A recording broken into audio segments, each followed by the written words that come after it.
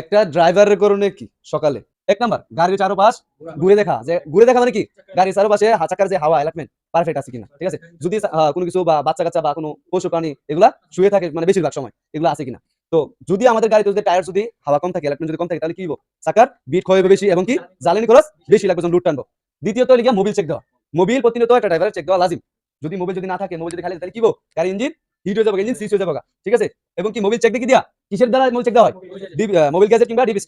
তৃতীয় নাম্বার পানি, জাস্ট পানি লিখছি এর মধ্যে কিন্তু ওয়েপারের পানি, রেডিয়েটরের পানি, এক্সপেয়ার ট্যাঙ্কের পানি, জাস্ট পানি লেখা দিয়েছি, এটা তো তোমরা বুঝে নিবা। হ্যাঁ, গাড়িতে যত পানি ব্যবহার করে সবগুলা।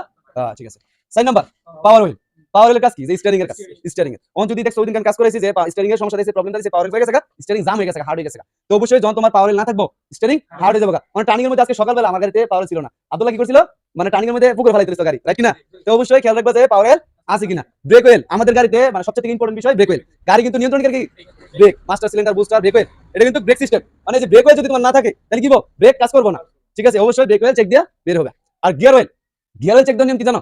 গিয়ার অয়েলের নিয়ম চেক দিতে গেলে গাড়ি স্টার্ট অবস্থায় রিভাইস গিয়ারের মাধ্যমে এই অয়েল চেক দিতে